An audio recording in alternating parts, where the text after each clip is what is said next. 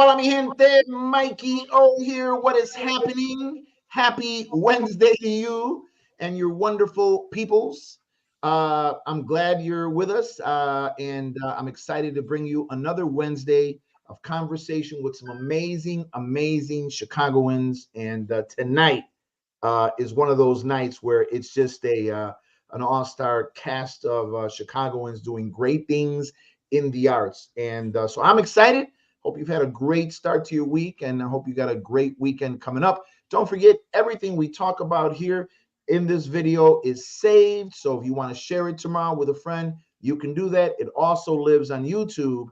And if you just need more information from the individuals on the show, you're welcome to just type in the chat. We'll answer those questions right away. But we're excited to have you here. And for more information on the Mikey O Show or any events we got coming up, MikeyOShow.com. So let's get to it. Let me tell you who's in the house. This is a lot of conversations about out there about how it all started. And I get sometimes credit, but I immediately correct people. While I may have been a guy that's been doing shows for the last 20 years, that was certainly inspired by watching this brother, the very talented Alex Ortiz, who's, as far as I'm concerned, the godfather, the male godfather, or the godfather is a male, of Latino comedy in Chicago. And he is a nationally and world touring comedian. He's been on Showtime at the Apollo. He won Showtime at the Apollo, not to mention many other shows. So Alex Ortiz, Clemente alum, United States Army medic, nurse, and former East Chicago firefighter, right. Alex Ortiz in the house. Did I get it all, Alex? I think you got it all, Mikey. I don't think there's much more to say about me. I can go now. Bye. No. and mi gente, one of the Chicago musicians bringing the Cuban sound to the summers and the festivals and the local music venues, man, doing his thing con los Perros Cubanos. And I want to know how that title came about. But also a wonderful person who is in the social services and has some amazing programs that we're going to talk about tonight, specifically programming for young people and training. Ladies and gentlemen, the amazing guitarist and community advocate, Mr. Roger Sosa in the house. Baby. Thank you. Thanks. Pleasure to be here. Right? Pleasure. Roger Sosa in the house. And this young lady is a part of an art group, a group of Chicago Humble Park artists. And I'll let her tell us more and more about that. But I met them over the pandemic. When things got shut down. I don't know if you guys remember, the only option for us was to do shows on a rooftop, outdoors, downtown at Joe's on Weed Street. It was the only place you can do shows. Literally, they would let us bring 50 people. So there were the 4 comedians, there was the comedians, there was the artist, which left us enough room for like 39 people. These artists would flood this rooftop with amazing work every single show. So it was an awesome theme because while we were doing comedy, they were, in some case, there was live art going on, but they took art from all the artists that had been displaced and were representing their art and selling their art there. It's an honor and a pleasure to have her. She's got exciting stuff to tell us about the new art school that is opening in Humboldt Park from Somos Arte. LoriMar, make some noise, Chicago. Woo. We don't play around here. This is an all-star. This is it right here. So again, I'm excited to have you guys. And we could call this one 3 Old Guys and a Hottie. 3 Old Guys and a Hottie. There you go. There you go. Yeah. You know what, Roger? Alex is right. You got Los Perros. We're gonna call our band Los Feos. And, Los Viejos. Los Viejos. No, you guys are very fine, handsome men here. Oh, well, I thank you very much. I think she was talking mostly to me. But Alex, how you doing, brother? Well, I'm good. Now that she said that, everybody share that we're very handsome men. There you go. I haven't been told that for a while, so that's a good one. Yeah. Well, yeah, good, man. Like you said, touring everywhere, just hitting all the world, the whole world as far as I can go. Yeah, and Alex, man, you are I don't know if I'm sure you remember, but a few years ago we did a show called the Return of the Wildcat. That's when you Yeah. came off your tour. We did a big show, Joe's on Weed Street, and people were like, "Wait, Alex went." So many people that came out to support you that went to Clemente. It was almost like one big old. In fact, people were calling it that the Alex Ortiz Return of the Wildcat show was bigger than the actual Roberto Clemente reunions. Yeah, all the girls that wouldn't date me in high school showed up. Yeah. Isn't that something? That's how Yeah. Isn't that something? And You give now, it a stage, the next now thing you know, I got a thug wife that would kick the butt of any woman that approaches me now. She'd kick their butt. So yeah, it's too late now, but they would. But they all stood up. That was a great show. I remember doing comedy on the rooftop too during the pandemic. That was cool. Yeah, yeah. And it's interesting, Alex, because as I tell people all the time, if somebody would have told me, 2 months before that, before the pandemic, yo, this is going to happen, I would have been like, yo, stop drinking and smoking weed. Okay. That's never going to happen. That'll never happen in this country, in any part of the world. And man, talk about the shutdown, huh? Oh, yeah. it was shut down, and I was on a cruise ship in Orlando, wow. and they shut it down. They wouldn't let us get off. Wow. So what happened to me, because me and Mikey know each other from the Army 30 some odd years ago. We were in the Army together, and I had my Army veteran hat on, and one of the CBP guys saw me and said, "Yo, Army," and I was like, "Hooah!" He said, "Hey man, if you can get your stuff together in 15 minutes, I'll get you off this boat." 13 and a half minutes later, I was ready, going. Wow. That's And I got off the ship, and they still had to stay on the ship for another like 2 weeks, and they couldn't get off at all. Wow, that's nuts. Yeah, I got Oh, That is nuts. go That Army. is nuts. So, Alex, a lot of you are really, and I tell people all the time that you come from that original school of comedy, because obviously people, they know, especially now. Listen, I'm 58 years old, and so I understand when young people only know about Zanies and the Improv, and they know about the Laugh Factory. Yeah. But you're from the All Jokes Aside days. All jokes aside, with Bernie Mac and Damon Williams and George Wilborn and Dion Cole. Yeah, that's where I got my team. We did comedy. Wednesday nights was the open mic. And as an open micer, you'd have to follow Bernie Mac on an open mic night, which was terrifying sometimes. Our Earthquake was in town. Lavelle Crawford. Those wow. are the I came up with. Yeah. And that's where we cut our teeth. Yeah. And so many, and for those of you who are watching, we're talking about the South Loop, All Jokes Aside, and that was a spot, like Alex has said, so many people came from there. It was an iconic African American comedy club. Like, it was one of the first ones, and I had the choice. I could either go to the rooms where all the white people were hanging out, or go to that room. And I'm more ghetto. I'm from Humboldt Park, so I'm going to hang out with the ghetto people real quick. Yeah. And then it was probably a better space to be in. Everybody was probably actually laughing and cutting up. yeah, because I had to talk comedies about what you know, and I only knew the ghetto at that point, so that's where I went. yeah. Comedy's tragedy plus time, right? Exactly. And And so you can't experience all that. They can't experience that funny stuff out in the burbs with no, the kind of tragedy of my Yeah. portfolio went down. There's There- no comedy there.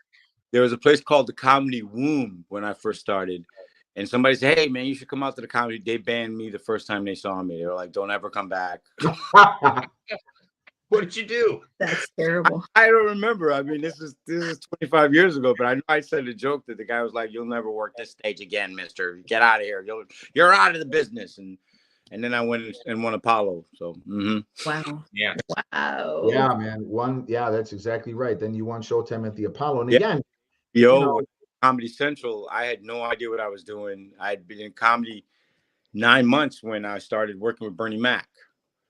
And because of him, I got seen by All Jokes Aside. And 9 months into comedy, I was on All Jokes Aside. And then that led me to Showtime at the Apollo, which then got me Premium Blend on Comedy Central. And then got me HBO's Bad Boys of Comedy. And it just went on from there. those are so many cool accomplishments Mhm. that you have under your belt. Oh my gosh. Well, it was the cool thing for me was when I got to do Que Locos with Pablo Francisco and Joey Medina, and I got to meet all those guys, Gabriel Iglesias. That's when it kind of felt like, wow, there's actually like Oh yeah. comedy. Because I was in Chicago, I was the only one. There was nobody else. Yeah. Yeah, But man. And Que Locos was the stuff, man. Que Locos was the Latino BT's Comic View. I mean, absolutely, basically, there was nothing else. There yeah. was nothing else. But I did Comic View 4 years, and then Comic View actually saved me when I got arrested and went to jail. Uh, what I didn't know was everybody in jail watched Comic View like religiously, like they would shut down the whole place. And I got arrested one time for a small misunderstanding between me, the state trooper, and a small bag of what I still say was Dr. Scholl's foot powder. I got arrested back in the day, and I ended up I got arrested in Skokie, and I got transferred to Cook County, Cook County, 26 in California. And because it was a weekend, I didn't get out. Got in Friday evening, and then I didn't get out till Monday. So when I first walked in, I was first time I've ever been in jail. I didn't know what to do. I was scared. I walked in and I took it like a man. I went in there going, I don't want to be here. I want to go. So I was in there, and I was eating my first meal, and I was terrified. And a black stud sat next to me, staring at me like this. And I'm thinking to myself, oh Lord, I don't want to have to fight him. I don't want to have to kiss him. I don't know what I'm gonna do here, And he said, where I know you from? And I'm like, I don't know. I ain't never been in trouble with nothing. He said, you was on Comic View. And I said, yeah. I was on Comic View. And he stood up in the middle of the cafeteria and said, on my mama, this dude was on Comic View. Everything changed. After that, I was walking around. I was the star of the whole place. They were like, what up, Comic View? I'm like, what up, brother? Wow. So it was a Comic View saved me in jail at one time. It was the first time I got recognized too. It never happened before. Oh my gosh. Wow. So, Alex, again, one of the things also, man, is your heart's in Humboldt Park. One of your lines that I always, when I think about it, I crack up is, it's Humboldt Park, the only place where they'll steal your bike and ride it right by you the next day. Yeah. And I was there right past you. right past you. And that is the best, man.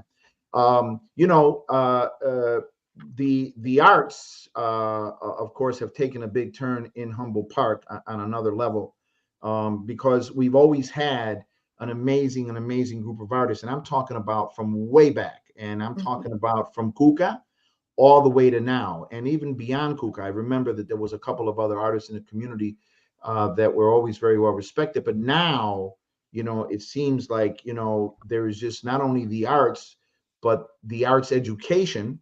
And man, I'm really excited. I want LoriMar to tell us all about what's happening with Somos Arte, because when you guys were hanging out, when you guys were doing the Joe's workshop, right? One thing I do remember was community. So how did that all come about? What is Somos Arte? Where did it come from? Yeah, so Somos Arte is a non-for-profit organization founded by Sabrina Alicea and Melanie, and I can't remember Melanie's last name. Please forgive me, Melanie. I love you so much. And basically what it was is that they wanted to provide arts education and bring all different elements of the community together through the arts. So from very young children to much older people, and from different economic backgrounds, because you know how Humboldt Park is being gentrified currently. So we wanted to be able to provide youth in the neighborhood and kind of give them exposure to art, to different types of education, through workshops, through classes. We do events at like Navy Pier where we create creative workshops for people at Navy Pier, and they can come and do something really fun in the moment and take something with them. We also do live painting. We used to do a lot more of that before, but not so much now.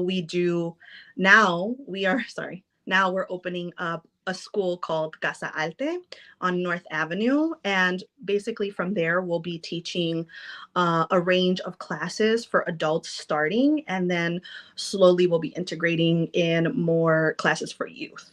So I think hopefully I covered most of what we do. And it's made up. So the artists are the instructors. Is that Yes. okay? Yeah. So what Somos Arte does is that they have a roster of mostly Latino artists and mostly Puerto Rican artists from Humboldt Park. And they basically have them teach classes and workshops. So it's a way to give artists an opportunity to have work, and also a way to give the community exposure to art. So these classes are going to be taught by 4 artists, one of them being me. The other artists include Mario Mena, Sosa the artist, and Roy Silva. And they are all like mostly street like graffiti and mural artists. One's a toy designer. I do like Puerto Rican vejigantes. So we come from all different backgrounds, and so we're able to teach people lots of things, a varied amount of different styles of art and techniques. What is, I mean, what is the target audience? I mean, who can go? So for the art classes that we're going to start, the art classes will start February 26th and they go through April 5th. And there are 1 night a week, 4 different classes, 1 night a week each. Okay. And so one of the classes will be portraiture. One of the classes will be how to build designer toys. One of the classes will be like how to paint like Jackson Pollock. One of the classes will be how to use unconventional materials to create pieces of art. So how can you use scrap pieces of paper or things you find on the side of the road, like leaves or plants, or how can you use a pencil not as a pencil? So those kinds of techniques, just to kind of like broaden people's ideas of what they can do in the arts. Those classes are for adults, so like 16 and up. Any skill level can come, because we're going to teach you things from top to bottom, and all the supplies for the class are included in the class. You just have to bring yourself and your willingness to learn. And what's the age group? Like, who can go? Yeah, like, so from 16 and up for the adult classes. Okay, very good, cool. Okay, awesome. How exactly? I mean, and again, you know, I just like to know, because I always like to know how this can be helped further. But how are you funded? So we are a non-for-profit. So we work based on mostly donation, but we do offer programming for corporate events, organizations. We did a lot of events last summer with the city of Chicago. We were running different arts and workshop tents at all of the tastes of Chicago. So we work a lot under grants as well, but the art classes are going to be something that you would have to pay. There is a fee for the art classes. So they're 6 weeks long. They're $350, the classes, but it includes 2 hours of work time over this, or 2 hours each time, plus all of the materials. And you should be able to take home not just one piece of art, but many pieces of art home with you. Wow. Yeah. Okay. Yeah. I always been impressed. I always liked like the graffiti artists. I mean, yes, graffiti artists, and now they're like huge. They get all this notoriety. Before you used to get arrested. Yeah. And me and Kokami. Now they're all over the city, and they get some of the biggest like projects you've ever seen. It's amazing. I think it's incredible how the graffiti artists were able to pivot. I think it was a combination of like the city realizing that the only way to combat the problem was to offer grants to these artists. So like through DCASE, the city of Chicago offers grants for murals. And so it helped pivot a lot of these graffiti artists to become muralists. And it's like a win-win. You don't have like random words. I mean, not that graffiti isn't an art. It's beautiful. Everybody loves, or not everybody, but a lot of people love it, because it's like a lot of the ways that young people can first receive art is through graffiti. I mean, at least for me, that's my personal experience. I grew up very sheltered. And so like the only art that I really got to see and know was graffiti art, like graffiti as a child. That was my first exposure. So it's like really incredible to see how they've pivoted, and like these artists are doing like these crazy large murals all over the city. It's insane. What somebody is asking you to explain the 10-10 Club. Yeah, so 10-10-10 Club is actually another facet of Somos Arte. So Somos Arte is like our umbrella like company per se, or like our umbrella organization. And so under Somos Arte, we have Casa Arte, which is the education program. We have 10-10-10 Club, which is a club that is run by our Teen Ambassador program. So we have a Teen Ambassador program for high school kids 13 through 18. And what we do is we teach them real life skills through art and through entrepreneurship. So they learn a lot of things. So they help artists, like they assist the artists, they assist the administrators, and then they also run 10-10-10 Club. So what it is that once a month, they will provide a free artistic workshop through Somos Arte. And they basically design the workshop top to bottom. They basically market it. They learn all these skills through it, and they run the workshop while they're there. So that's 10-10-10 Club. And one other thing that we are offering now is we're going to offer a co-working space. So our actual location where we're having the classes during the day, we're offering our location as a co-working space. So you can pay $5 a day to go into the co-working space.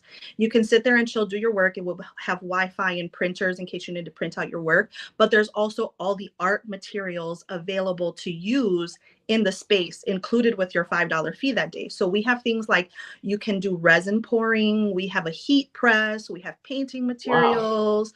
Wow. And so you'll be able to come in, you can pay $5 and you can sit there and work. It should be a very peaceful and relaxing and respectful space. And you can work or you can create something while you're there. Wait, let me ask you a question. Yeah. 2401 North Avenue. Yeah. Is this, what was the name of the building before? Is this the old, it used to be parties up there, but that's also where all the, what was it called? Northwest Hall. Northwest Hall. You know what? I don't know the history, but it probably was because they had to divide the rooms. Yeah, that's the same thing. I used to go there and dance all the time. What floor? What floor are you guys on? We're on the first floor. Street level, you should be able to see us. Yeah, it's the old Northwest Hall. You're right, Alex. You hit it right in the head. Northwest Hall, and I believe the guy that ran the salsa bands. Maybe somebody can come on here and correct me if I'm wrong. His name was Caribe, and Northwest Hall, and Caribe ran the salsa bands there. Oh. So yeah. Caribe was a guy that similar to you. So isn't that interesting though? Check this out, because if I'm not mistaken, Caribe would go around the city. Anybody that could play an instrument, he would say, "You're in a band starting Saturday." And isn't it interesting that years later, here you are saying, we're going to continue the honestly. Hopefully the idea is that this is going to grow and expand. So right now we're just offering these classes at the moment, but in the future we want to like roll in more all different types of art. So whether that be poetry, whether that be writing, whether that be music, we're ever evolving, and like our main focus is to push the arts and introduce the arts to like a grand scope of people, you know? Yeah, no, that is awesome. I mean, you know, again, it's just weird the way that space years later is now, you know, that is awesome. Really quick, are the artists only Puerto Ricans? No. Asking because of Milton Coronado was an amazing artist. And will you offer ceramic classes? Hold on 1 second. Yes, the artists are only Puerto Ricans.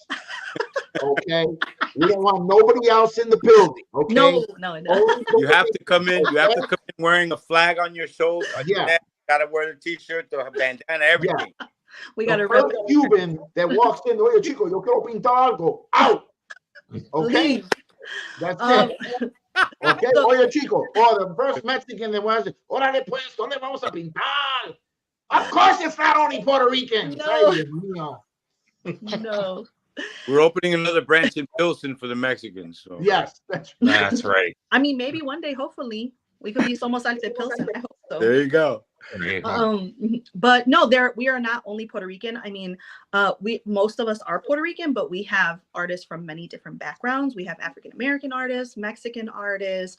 We have white artists in the fold as well. Everybody is included. But of course, the Puerto Rican artists are the ones that started it. So that's where it all came from. But it is not exclusionary at all. If you have talent, if you have the will, if you want to participate, you are invited. Yeah, so I can't have talent. It's a little bit weird, Alex. To teach, you have to have a couple of weeks ago, Yeah. A couple of weeks ago, I thought they were going to have to give me CPR on my page. Some woman puts, you only do, no, a guy, you only do Puerto Rican things, get outside yourself and do things beyond Puerto Rican. And I'm like, yes, because Mickey Housley's Puerto Rican, say Cuyagunawa's Puerto Rican. Okay. You know what I mean? And I'm like, TJ Miller's Puerto Rican. Yeah. And everybody's Puerto Rican. Of course, give us a break. We don't live in that mindset that we're only gonna, so anyway. What confuses them is that Puerto Ricans come in all colors. Yeah, Yeah. exactly right. Oh, they don't know that Mickey Housley's not Puerto Rican because he might be, He might be. That's true. Anyway, we all come in all colors. Cubans come in all colors. Yeah. Amazing information. And speaking of Cubans, okay, because we let one Cuban on this show today, ladies and gentlemen. One.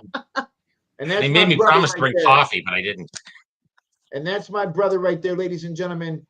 Roger Sosa from Metropolitan Family Services, but also the leader of Los Perros Cubanos. And I need you to tell the audience, what is Los Perros Cubanos? Well, Los Perros Cubanos is, I think, Chicago's really only traditional Cuban band. We do the old stuff. We play Cuban music.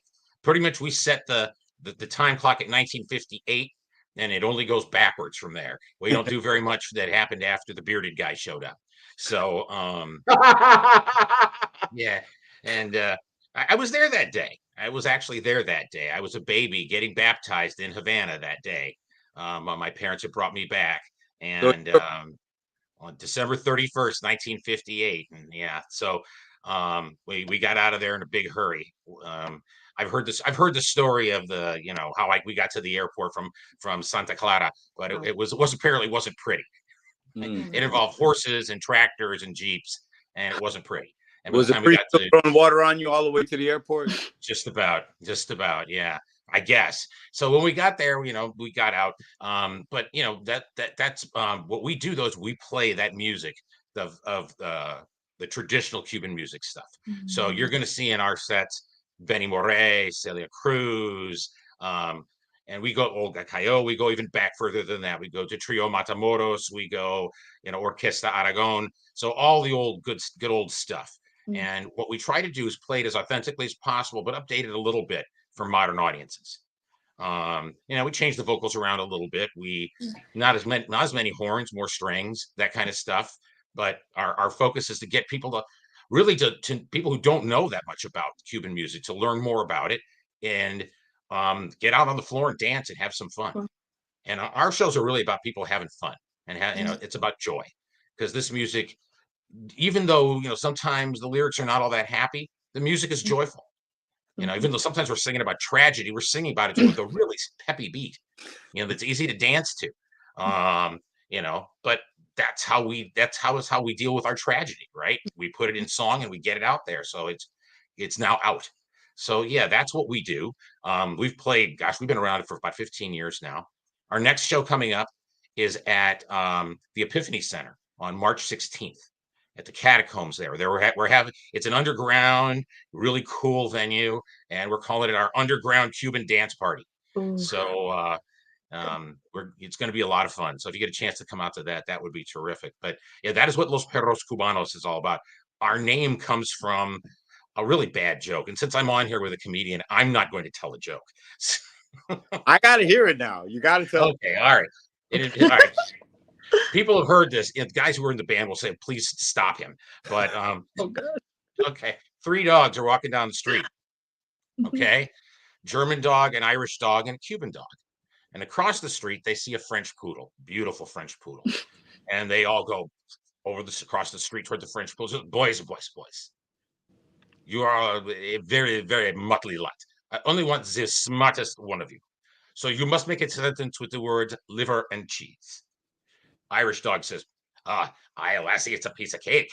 I love you like I love some liver and cheese. And she says, that is stupid. Go. The German dog now thinks, ach du lieber, you smell like liver and you taste like cheese. And she says, even more stupid. The Cuban dog, he adjusts his hair. He looks at it as, leave her alone, boys. She's mine. All right, okay. I That's a didn't think good that was one. too bad. So Not bad. the moral of the story is that the Cuban dog got the girls. Of So course. that's why we are Los Perros Cubanos. Got it. Love it. That wasn't that bad. That was a good I joke. know. Yeah. I really I've amped heard up my worse. presentation here because I got Alex on, and he's critiquing me here. No, that was good. I'm not mad at you. That was good. There you go. Okay, that's good. So yeah, but we have an awful lot of fun with it, and our basic thing is we play for, like I said, we play for all kinds of individuals. We've been the kind of the house band for the White Sox when they do Latin events for the last 10 years. So Minnie Minoso was a big fan of ours, and one of my most prized pictures is Minnie and myself. Oh, wow. Well, Minnie, if you know where we play on a place called Gate 4 in front of the stadium. And Minnie's parking spot was about 100 feet from the stage. And so Minnie would come, park his gold Cadillac, and walk over to the stage while we were playing and sit and listen to us. And every time we played, there's Minnie. And, I talked to him. He says, "No, I love your music. You guys you take me back to my childhood." And I said, "Well, that's terrific. So can we take a picture together?" And so we took a picture together, and it's just he reminded me so much of my dad because he's of that same generation of Cubans, very gentlemanly, Oh, very yeah. very proper, Yeah. all of that sort of stuff. He was a classy guy. He was a classy guy. He was a regular, Alex. He was a regular at Tanya's on Milwaukee Avenue. No doubt. Yep. You remember that? He was a regular at Tanya's. He was a regular in the neighborhood. He was a regular on Division Street, Yep. Yeah. Good guy. Good guy. So So now you're at Metropolitan Family Services. Mm-hmm. Yeah, what I do there is we got a bunch of different things. Metropolitan Family Services has been around for about 160 years as a nonprofit. Yeah, we go back to the 1880s, I think. And so we provide full service. Excuse me, where are we? At the time, 1880s. Yeah, I was one of the there guys. My name was you want to talk about Los Viejos? Oh my God. Hey, my dad died at 97, so we get to be old in my family. We got centenarians, so it isn't a totally ridiculous thing. But we provide basically what we do is our slogan is we help families earn, learn, thrive, and heal, because those are the big things that we deal with in our community. People need to get jobs, they need to get education, they need to heal their mental health or their physical health. And then after that, then families can thrive because they can't do that unless those other three things are cared for. Yeah. So in terms of mental health is the big focus for my office on Central. We have a mental health unit. We've got crisis management. We've got a domestic violence. We have a health equity group. So we have a lot of emphasis on health. My part of the business, though, is a little bit different. I'm more on the side of getting jobs and helping individuals find work. So I run a couple of programs. I run a program that helps out of school youth between the ages of 18 and 25 find work. So that's the classic. He dropped out of school. The kid doesn't know what he wants to do. We're trying to figure it out. So what we'll do is we'll help him get his GED, get him some training. And there's a couple of things we can get him training in, whether that would be a CNA or a CDL, and then help that person get employed. And we also teach them employability skills. We put them through 4 days of what we call job readiness training. So to make sure that they know what they're doing. Show up on time, show up ready, show up dressed, have your equipment, all that sort of stuff that, a lot of us take for granted. But if no one's taught these kids that, they may not know that. So, and then we're doing now a program for anyone 18 and over who has a high school diploma or a GED called Bridge to Construction. So there's going to be like 650,000 construction jobs in the United States in the next 2 years. It's staggering. And they half of those jobs aren't going to get filled because they can't find the people. And minorities, women, veterans are very underrepresented in construction. So what my program is designed to do is to help those individuals get their pre-certifications so they can get into the apprenticeship programs for the unions and the construction. And then they develop their careers. So we help them get their OSHA, their NCCER, and their CPR certifications. So they're ready to go when we get them to and then we train them up on math. We train them up on all the other stuff they need in order to be successful on the construction site. And then we help them with that link to a construction company to help them get the job. So it's a state program. We're going to see, it's kind of new. It's only been 2 years. So we're going to see how it works, but we're using it in one of our other offices, and so far so good. And then the last program that I do is back to my music, which is we have a Mexican music program. Yeah, and what we're No doing Puerto with, Ricans allowed. Nope. No, well, I think we had some Puerto Ricans in there. we're But, everywhere. you know, They that's might my be next Puerto program, by the way. It's going to be Caribbean. It's going to be, we're going to get the congas and the bongos out. Ooh. Yeah, we go make some noise. But so what they do is they take the kids, and it's guitar, violin, and they take not just kids, but anyone from 9 and up.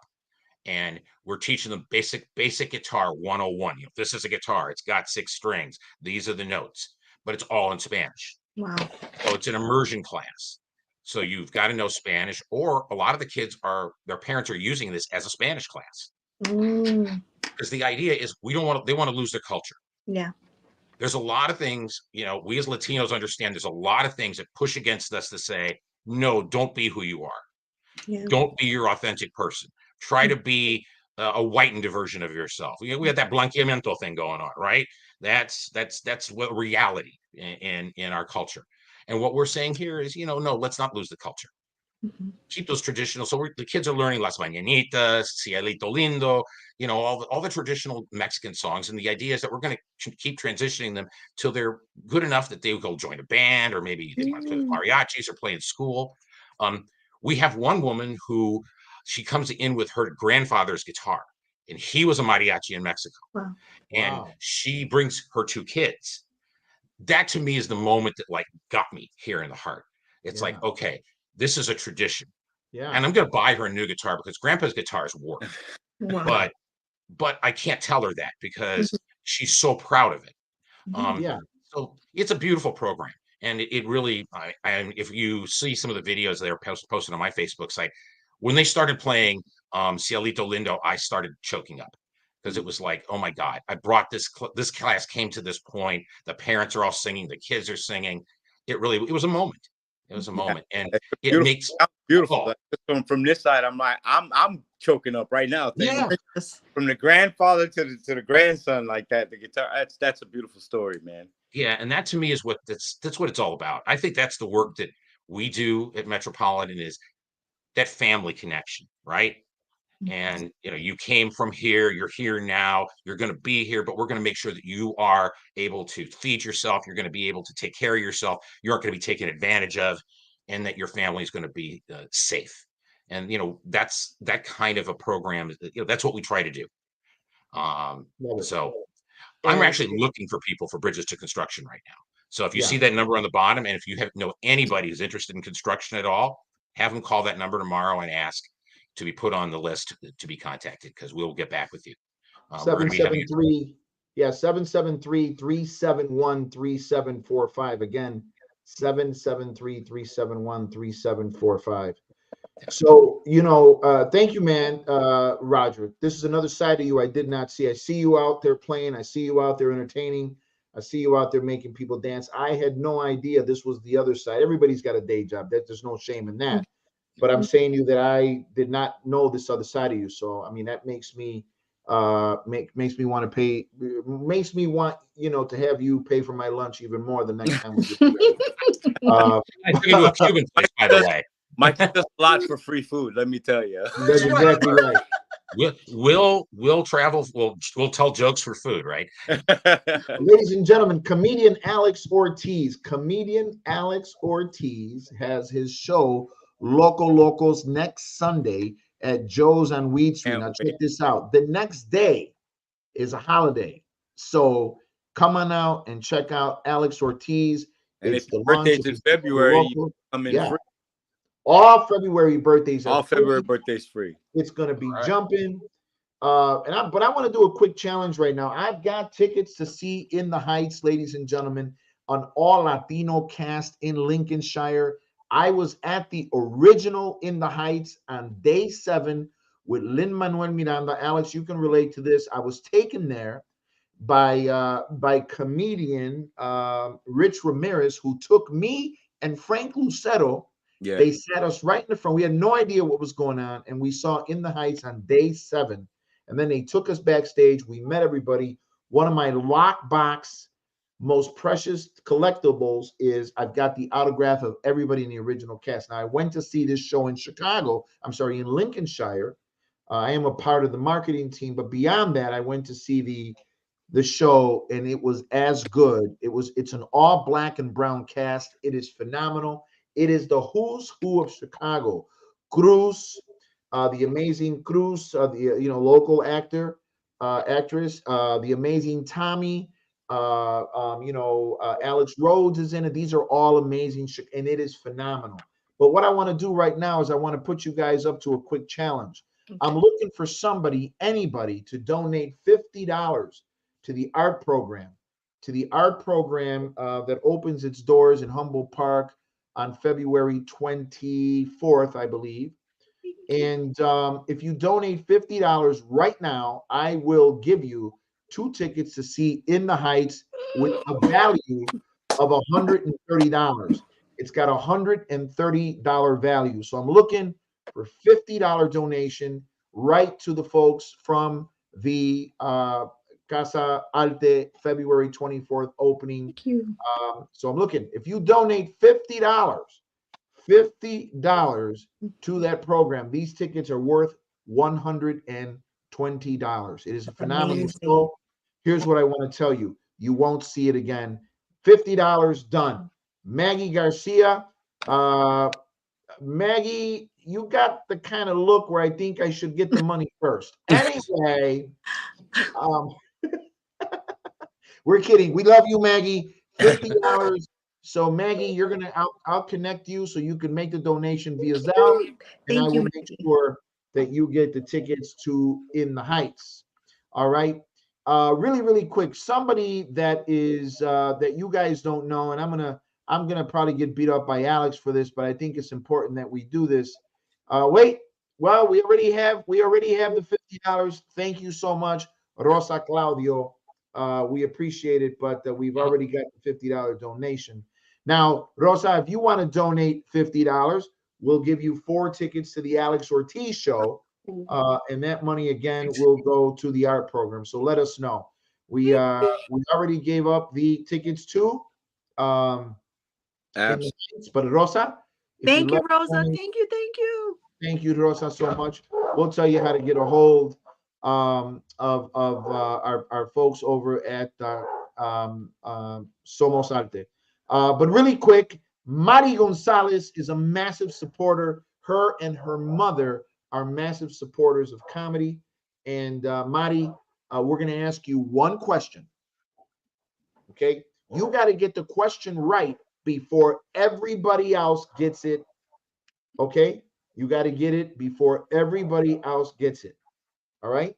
Because if somebody answers before you, they win these tickets to go see Alex Ortiz. And Mari, here is the question. What national show did Alex Ortiz win on live TV, the comedy contest? What national show did Alex Ortiz win on national TV in a comedy contest? I know the answer. You shut up, Alex. I know. We're waiting for Mari to answer this question. My Mari. No, Mari, you do not have to be Puerto Rican to win. Okay? Or do you? Or do you? It doesn't hurt. Or do you? All right. If anybody else wants a shot at that answer, you're getting 4 tickets to see Alex Ortiz live Sunday. And 6 February 18th. in Chicago too. Not just me. I got 2 new comics that I've seen before. They're amazing. They're coming to show their stuff, and then I got 4 of my favorite comics coming out. So you get a chance to see 6 comics, and I'm coming out. I'm gonna treat it like an open mic. I'm gonna just write new jokes, and I'm gonna come out there and try new jokes to see if you like them. If you don't like them, throw apples at me. Rosa Claudio, it is not Def Jam. It is not Def Jam. Anybody else want to take a shot? All right. We know the Wednesday wine is being poured in the homes, but nobody remembers the first part of the show. Should we give them a clue? Maybe they need a The clue. Boricua Beast of Comedy. That's exactly right. Alex Ortiz is known nationally and across the country as the Boricua Beast of Comedy. But what was the name of the show that he won? What was the name of the show that he won? Okay, we're going to give him a clue. Elizabeth Rios, we're going to give it to you. You won. That's right. Showtime at the Apollo, but live at the Apollo is close enough. All right, Elizabeth, thank you so much. Elizabeth, thank you for your service to the community as usual. You are an active member, making sure that our people in the community is, especially our seniors. And a lot of people don't know. We're always seeing youth programs, but there's an incredible amount of work that takes to make sure that our seniors are taken care of as well. That's your role, Elizabeth Ruiz. You do it well. You deserve those tickets. Inbox us for those tickets. Mi gente, I'm Mikey O. What a wonderful night we had here. Awesome night. I want to give everybody another minute to tell us again where they're going to be next, starting with our friend from Somos Artes. Let us know where you're headed. Yes. So we are going to be having our grand opening Saturday, February 24th from 2 to 4 p.m. We'll be having our classes, our adult art classes. They start February 26th and they go through April 4th. If you would like to donate to our cause, if you would like to see more arts in the Puerto Rican community and support us, you can go onto our website, somosartechicago.com, and you can pledge for a membership to our 10-10-10 club. It can be any amount. We appreciate anything that you would like to donate to us so that we could keep this going. Thank you so much, Mikey, for having me too. I appreciate you. Stay with us. I'm so happy you were here. I love your energy. I know your program's going to be successful. Your heart's in the right place. It's going to be a big deal. I'm going to be there that day.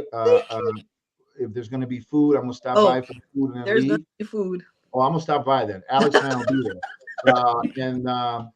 Roger Sosa, what's up? Talk to us. All right. Well, Los Perros are going to be at Epiphany Center at the Catacombs Room on March 16th. Get your tickets in advance because it's probably going to sell out. And then if you are interested, and if you or your family has experiencing mental health issues, or you're looking to get employment, give us a call, 773-371-3745. That's our intake number. Our intake specialist will talk to you, listen to your problems, see what your issues are, and refer you to the right people. Especially if you're looking for a career in construction, because we are having an information session February 22nd at our office to talk more about that program. So if you're interested in construction, please get in touch with us because we think we can get you in the door.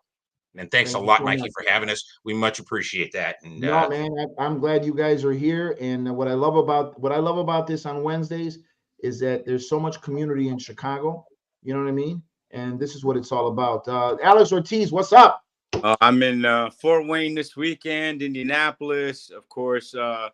The Laugh Factory. I'm doing Joe's on Wee Street the 18th.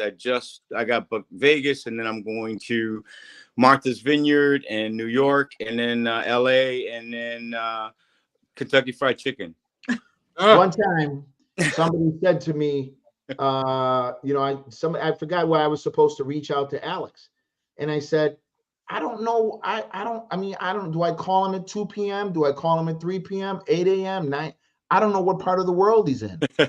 Because, when you look at his page, he's taking pictures in Brazil, or he's taking pictures in Bahamas, or he's in Puerto Rico, or he's in on a cruise ship on Alaska. So, I think one of my favorite spots ever, though, was when I got to go to Cuba for 2 yeit was an amazing experience for me to go. I made so many friends there. I got a wife and kids there I can't go see now, but still, it was fun. Well, you send them money. I send them money. So that's all I care about. Well, thank you guys all so much. Don't forget to support. Oh, I'm sorry. I didn't mean to. No, it's okay. I was doing a joke. No, it's all good. Don't forget to support the community, the people around you. Don't forget to support the independent artist, the comedian, the guitarist, right? Mm-hmm. The spoken word artist, the visual artist, the painter. Support the art. And as we say at all of our shows, okay, you got a lot of choices when it comes to politicians. You may want to start by supporting the politicians that support the arts. The Yes. sooner we can get a young person to turn his knife and his gun in for a microphone, a paintbrush, or, you know, the sooner the world's going to get better. So support those that support the arts. I'm Mikey O. Love you guys. Thank you so much. You guys stick around with me for just one more minute. Everybody else, have an amazing week. Let us know how we can help you, gente. Goodbye. Love, mad love.